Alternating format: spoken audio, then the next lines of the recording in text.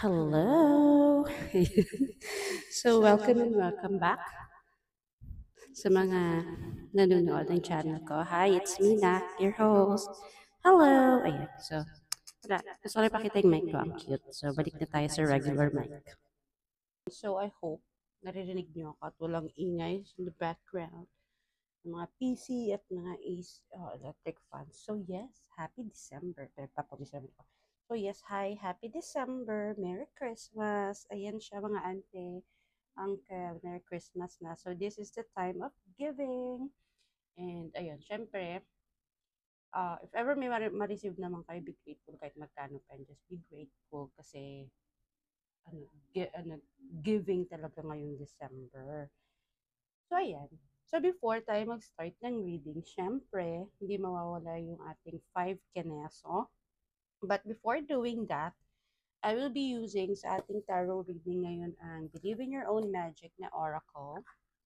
And of course, yung Tarot of the Divine. Ngayon, may isa pa akong gagamitin, which is yung mga naka-follow sa akin sa ibang social media account ko. Alam na nila kung ano yung gagamitin kong isa. So yes, before anything else, let us do the charot. Gamitin ko lang tong mic ko. Gamitin ko lang to kahit regular, walang reverb. So, pwede lang hit ng mic. Ang ating 5 simple ways to manifest joy and kindness this December. Ayan. So, number 1. Set your December goals. Ayan, mga mamshi, mga auntie, mga uncle. So, ano ba daw yung set your December goals? Ito yung mga parang isusulat mo kung ano yung mga goals mo, ano yung mga gusto mong ma-achieve this month, either or whether it's personal growth or spending more time with your loved ones, ayan, staying consistent with your routines na parang ako, kailangan ko yon. And of course, kailangan clear yung goal mo na super clear para makapag-focus ka dyan sa goal na yan. And of course, the good thing about this as well is visualizing. So, i-visualize mo na you're already achieving these goals right now. Parang manifestation lang yan. So, you have to think that it's already happening and you're already enjoying the fruits of your labor. Ayan. Siya. Number 2, practice daily gratitude. Ano yan? Ito yung mag start ka ng day mo na pwede mong ilista yung 3 things that you are grateful for. Tulad ka ng huling video natin, be grateful na bumangon ka, that's already number 1. Nagumising ka, that's already number 1. Hindi ko alam kung naririnig niyo. Motor, okay. Motor sa paligid. Ngayon kasi, yung gratitude, it is shifting to your energy to a positive state. So, kung babangon ka at gagawa ka or you're going to start your day being grateful, magiging okay yung buong araw mo.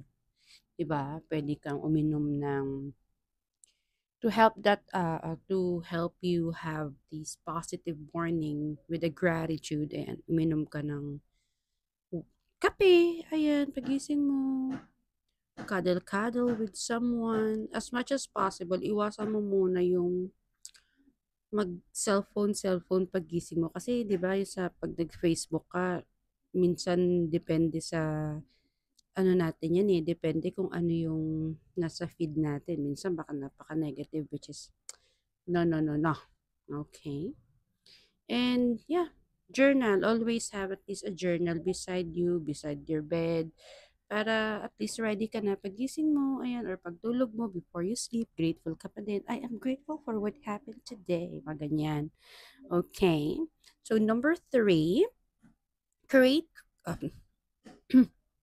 number 3, create cozy moments for yourself. Sa sarili mo. Ayan. So, December kasi can be really busy. Alam niyo yan. And, minsan baka makalimutan na natin ng yung self-care, yung self-love, ganyan. So, what would be the best thing or the simplest way? Kasi nga simple, di ba? Simplest way for you to do a self-love. So, you have to cozy moments ba? So, you can light a candle, You can watch your favorite movie.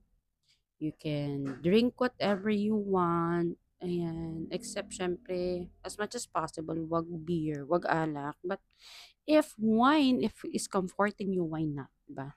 The things that are comforting you. Um, ano pa ba yung mga, anything that you think that can help you relax. Ayan, that is create a cozy moment for yourself. So for yourself, ha, not with anyone else. Number 4, spread kindness everywhere. Ito yung feeling ko not simple kasi mahirap. Mahirap.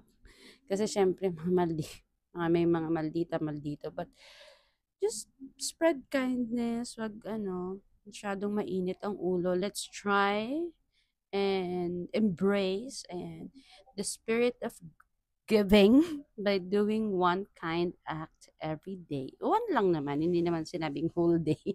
So, one kind act every day. Ayan. Pwedeng, sabi dito, small gesture like holding the door for someone. O, di ba? Kind na yun. Leaving a kind note. Sending a message to someone that you care about. Pwede ding message na, kamustahin mo, yung mga dapat mo kamustahin. Na nakalimutan mong replyan 5 months ago. Or, if you have anak, syempre, try kissing them every day, hugging them every day. It's already kindness. Kasi yung act of kindness, mga mamshi, mga ante, mga uncle, it actually creating a ripple effect na pag ginawa mo yon, the people that you are showing your kindness, gagawin din nila yun sa iba. So, spread kindness everywhere.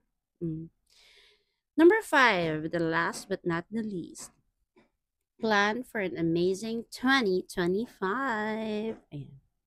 Oh, eh. And so, reflect on your wins. So, reflect mo lahat yung mga wins mo this year, mga lessons mo this year. Isulat mo yung mga bagay-bagay na will help you to move forward. Ayan. And, move forward at yung mga iiwan mo ng 2024. Kasi this will allow you to have space, clear mind, clear goal, and an open heart for an amazing 2025. And of course, if ever marami time kayo na maging eme, you have to create a vision board or try nyo lang mag-write ng mga affirmations nyo na gusto nyong ma-manifest for 2025. Ayan. So that ends our 5 simple ways to manifest joy and kindness this December. Sana hindi nagre-reverb tong mic na to para hindi ko na ulitin. Higit ng heart. Shake ko lang. And yes, of course, before tayo mag-start ng ating tarot reading, please consider subscribing, hit the notification bell, mag-comment kayo kung nagustuhan niyo yung 5 simple ways natin. And, syempre, sa ating tarot reading, remember na ang lahat ay may free will. So, mga auntie, mga uncle, nasa inyo yan. If you wanna believe or not, nasa inyo yan. We have the free will. Kung hindi maganda yung nangyari, if hindi maganda yung reading for your month, for your sign, I'm so sorry. Yun lang naman yung sinabi ng card, not my fault. I am just reading and explaining. Wag po kayong magalit sa akin. Ayan. So, bahala kayo kung mag-resonate o hindi. Bahala na kayo dyan. So, yes. Ayan. Let's go na sa ating reading. Hi! Sa mga may Aries Sun, Moon and Rising. Ayan. So, syempre, to the shuffle. Shuffle lang natin to.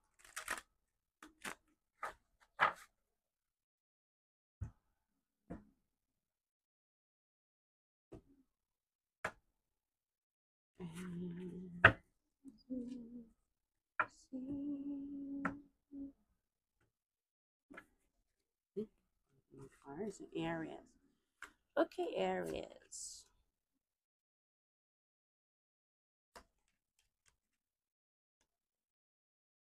Mm. So, meron tayong four cards for you. Meron tayong two na cups, isang sword, at isang coin. So, unahin natin yung sword. So, yan ang problem. O, diba? Yung problema. Ano yung mga magiging problema natin for the month of December sa mga may Aries Sun, Moon, and Rising? So, actually, medyo itong December na to, pwedeng you feel stuck. You don't know where to go. Pero, actually, alam mo kung saan ka pupunta. Clear yung way eh. Clear yung entry or yung exit. It's just that there is something holding you back to not, para hindi ka umalis sa kung anong sitwasyon mo na yan. Which is, kung gugustuhin mo, makakalabas ka naman eh, walang problema. Pero kung ayaw mo talagang lumabas, dyan, bago lumabas. Kung talagang ayaw mong lumabas, yun sa problem na yan, it's your choice. So, nasa yan kung aalis ka o hindi. So, the solution is within you. Kung ano sa tingin mo, yun dapat. Nasa yan. If you want to be in this situation forever, then stay. But if you want naman na umalis sa situation na yan, kung gusto mo umalis sa situation na yan, then go, di ba? And I think this is because of love. Ayan siya. So, cups is for your emotions, love. And there is just two things na mangyayari. If you choose to stay, so forever kang iiyak. If you stay, iiyak ka, wala ka nang, hindi mo nakikita yung mga positive things outside. Kasi nakafocus ka lang dyan sa problem na yan. Hindi ka kasi umalis. But if you go out, ang daming opportunities, ang daming ways to be happy, at daming mga bagay-bagay na mas maganda kaysa situation mo ngayon. So, you can choose to go. Umalis ka. When it comes to money naman, I can see na what malas ka sa love, feeling ko this is about love life. Pero, even though you are in that situation, kahit nasa situation ka na yan, my dear, I can see na okay naman when it comes to finances. Pwedeng first, the one reason kung bakit ayaw mong umalis, yun sa situation mo na yan, is pera, pwedeng ganon. You don't have your own as of the moment, or pwedeng whatever. Kasi yung money is mabilis siyang pumapasok sa'yo. Walang problema when it comes to money. Kung ano man yung situation mo, kung hindi man maganda yung situation mo right now. Yung pera kasi is nandyan. Parang laging nandyan, di ba? And one card sa bottom is the sun. Whatever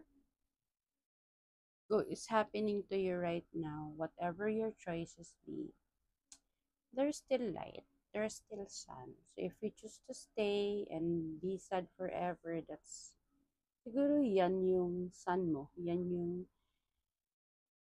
what's keeping you happy. The toxicity of the relationship is the one that is making you happy. Pwedeng ganyan. But if you will leave, di ba?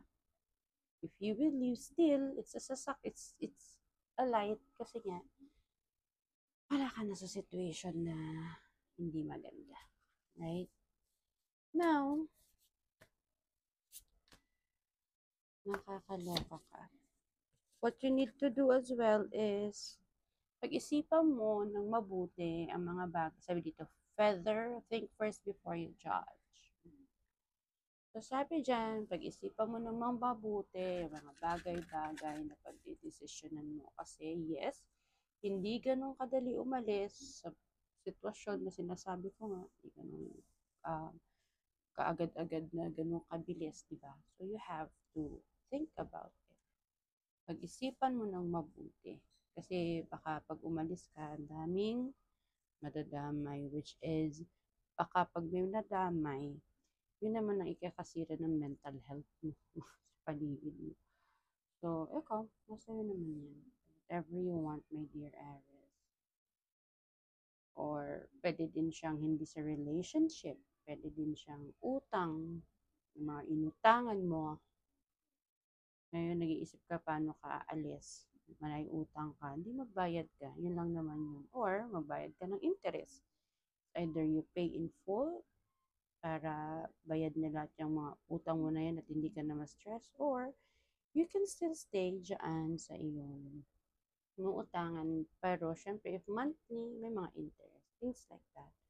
Not typically, siguro, heart emotions like that. But before you do something else, before bago ka gumawa ng kung anumang desisyon ulit sa buhay, pag-isipan mo muna ng mabuti bago ka mag-judge, okay? And, isa pa is to escape, come home to yourself. Always think about yourself. Whatever happens, isipin mo ang sarili mo. And, di ba nga, come home to yourself. Sarili mo pa rin naman in the end. And of course, yung ating bonus card, kukuha lang tayo ng isang maasim na advice kay Saint Sasa Girl. Anyways, this is not for sale. This is just a fan-made card. And, sabi, hindi kawawa ka naman. Parang sinasabi kasi dyan na, pinili mo kasi yung sitwasyon na yun. So, you know, either mag-sympathize sa yung mga, makipag-empathize sa yung mga tao, hindi, they know na ikaw yung pumili niyan. They know na choice mo yan. So, since choice mo yan, edi, kung hindi maganda yung nangyari, edi kawawa ka naman. Ayan. So yeah, that's all for me sa mga may Aries Sun, Moon, and Rising. Short yung reading nyo, but I think it's still all worth it. So ayun, goodbye!